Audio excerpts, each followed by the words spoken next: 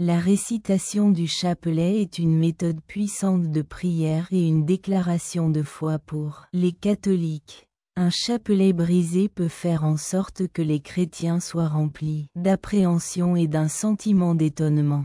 Dans le récit suivant, nous discuterons de ce qu'est avoir avec un chapelet dans ce genre de circonstances, ainsi que ce qui se passe si vous l'égarez ou le mélangez. De plus, nous discuterons des conséquences qui surviennent lorsque d'autres objets catholiques importants, tels que la croix, l'ange et le Christ, sont endommagés ou détruits. Enfin, nous discuterons de l'impact du rosaire sur la protection de notre existence spirituelle.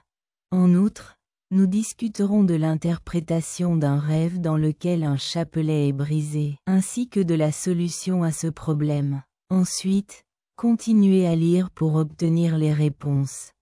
D'abord, vous rêvez d'un chapelet assis, puis vous rêvez d'un compartillard.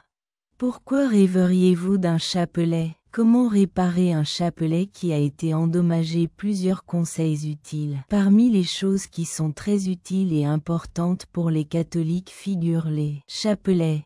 Néanmoins, comme tout autre objet, ils sont susceptibles de se casser après avoir été largement utilisés. Si cela vous décrit et que vous ressentez le besoin de réparer votre chapelet, il n'y a pas besoin de paniquer car j'ai quelques conseils qui vous aideront à le faire de manière rapide et simple.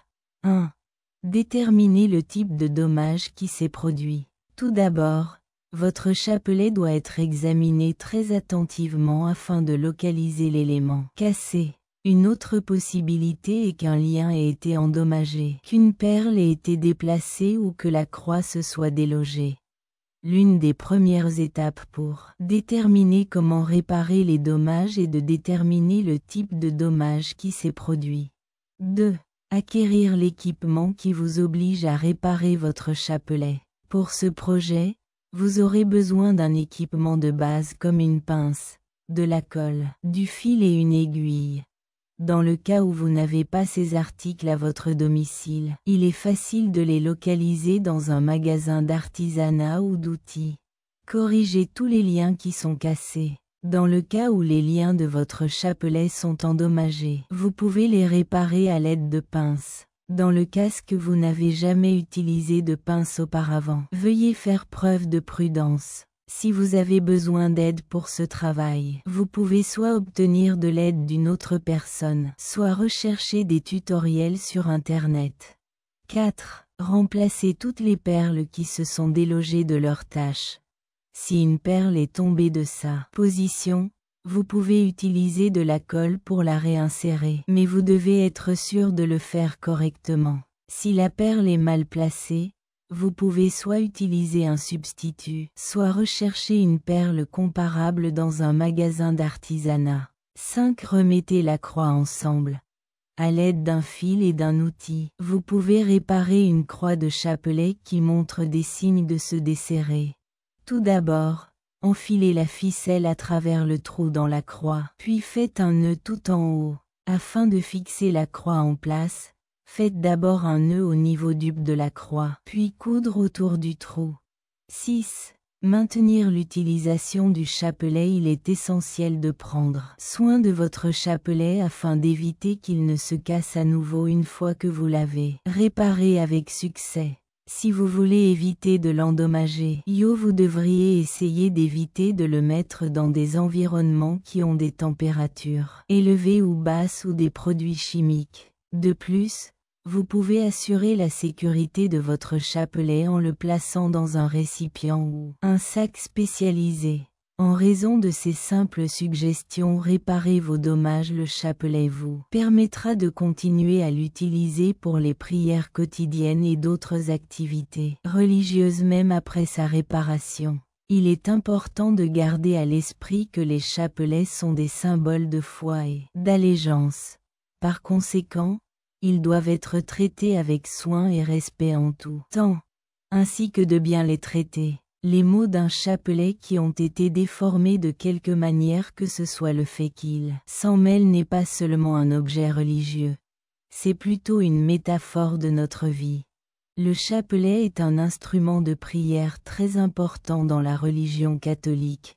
Mais, lorsqu'il se noue, cela peut aussi indiquer autre chose.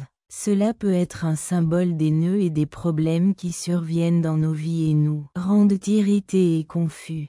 Tout comme il peut sembler difficile de redresser un chapelet qui est tordu, il peut également sembler impossible de trouver des solutions aux défis auxquels nous sommes confrontés dans notre vie. Néanmoins, tout comme nous sommes capables de démêler le chapelet, nous sommes également capables de découvrir des solutions et de surmonter ces défis. Un signe plus profond, la nification, peut également être dérivé du chapelet lorsqu'il est mélangé. En d'autres termes, c'est un symbole des obstacles et des défis auxquels nous sommes confrontés, ainsi que de la nécessité de comprendre comment les surmonter. Parce que le déraillement méticuleusement d'un chapelet demande du temps et les soins. Cela nous apprend à être patients et persévérants malgré le fait que cela prend du temps. De la même manière, nous devons être patients dans nos vies et ne pas abandonner lorsque nous sommes confrontés à des défis. Si nous sommes persistants, nous finirons par trouver un moyen d'aller de l'avant. Lorsque nous traversons des circonstances difficiles, cela nous rappelle à quel point il est vital d'avoir confiance et de croire en quelque chose de plus grand que nous-mêmes. Il est assez facile pour nous de perdre espoir et d'avoir l'impression que nous traversons ce voyage par nous-mêmes. La vue d'un chapelet mixte nous rappelle constamment que Dieu est toujours là pour nous et qu'avec son aide, nous sommes en mesure de triompher de tout défi qui pourrait se présenter à nous. Cela démontre également à quel point nos imperfections sont merveilleuses.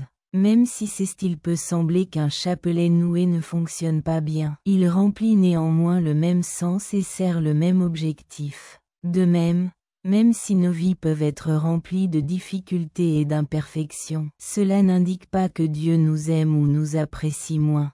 Éduquons-nous sur la façon d'aller au-delà de ce que nous voyons et de découvrir les vraies significations qui se cachent sous un chapelet tordu. Comment apprendre ce qu'une croix signifie pour vous et comment l'interpréter? La vue des fragments brisés d'une croix peut être dérangeante et détressante pour ceux qui suivent la foi chrétienne. Il est tout à fait naturel que les gens se demandent ce que tout cela signifie et comment cela se rapporte à notre vie spirituelle lorsqu'ils voient une image aussi importante et sacrée que la crucifixion est endommagée. Pour commencer les choses, il est essentiel de garder à l'esprit que la pendaison n'est rien de plus qu'un objet. C'est une représentation physique du meurtre de Jésus sur la croix. Par conséquent, le BRI d'une crucifixion ne modifie pas notre foi ou le lien que nous avons avec Dieu. Malgré cela, la croix brisée pourrait être considérée comme un symbole et a une signification. À travers cet emblème, ressentons-nous un véritable lien avec Dieu et son message, ou le voyons-nous comme un signe que notre vie spirituelle subit des transformations similaires à la croix BRI?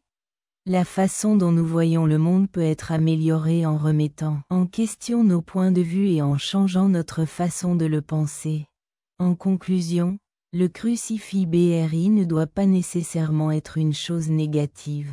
Plutôt que de le voir comme quelque chose de négatif, nous pourrions le voir comme une opportunité de renforcer notre foi. Une façon de le voir est comme une occasion de se rapprocher de Dieu et d'acquérir une compréhension plus profonde de son amour et de sa miséricorde. Grâce à sa compassion et à sa générosité, nous sommes en mesure de voir cela comme l'opportunité de poursuivre notre développement spirituel et de renforcer notre confiance en Dieu. Comment faire face à la perte d'un chapelet et l'importance du chapelet pour vous? Un chapelet peut être incroyablement pénible à perdre, surtout si c'est quelque chose qui a beaucoup d'importance pour vous. Un lien avec Dieu, ainsi que la foi et la sécurité, sont tous représentés par cet objet sacré. Vous pourriez éprouver des sentiments de tristesse, de frustration ou même de colère lorsque vous la perdez. Voici quelques suggestions qui peuvent vous aider à faire face à ce processus et à regarder le bon côté des choses. Laissez-vous contrôler par vos émotions. Il est essentiel d'avoir l'esprit ouvert à vos propres idées. Se donner la permission de vivre ses émotions, faire l'expérience de feelings de tristesse et de colère due à la perte de quelque chose d'une telle importance sont parfaitement normaux. Accordez-vous la liberté de ressentir et de communiquer sur ce que vous ressentez en vous-même. Gardez à l'esprit l'importance du chapelet, même si vous finissez par le perdre. Vous n'oublierez jamais l'importance de ces symboles ou significations. Vous devez garder à l'esprit que votre lien avec Dieu et votre religion ne sont fondés sur aucun objet tangible. Ils devraient être remplacés par quelque chose d'important. Vous pourriez avoir un nouveau chapelet, cela a beaucoup d'importance pour vous si vous êtes à la recherche d'un véritable chapelet. Il vous est également possible d'en créer un par vous-même ou de demander à quelqu'un que vous connaissez de le faire pour vous. Demandez à quelqu'un qui vous est cher de vous le livrer ou demandez à quelqu'un d'autre de le faire pour vous. Récitez une prière ou passez par un rituel. Afin de dire au revoir à votre chapelet mal placé d'une manière significative pour vous, vous pouvez choisir de réciter une prière ou d'effectuer une cérémonie afin de reconnaître son importance, puis de la laisser partir. C'est possible que la perte du chapelet donnera l'occasion de réfléchir à l'importance de la religion et à la façon dont nous donnons un sens aux choses dans notre vie. Votre religion devrait continuer à s'approfondir et vous devriez chercher des méthodes pour maintenir votre connexion avec Dieu qui n'incluent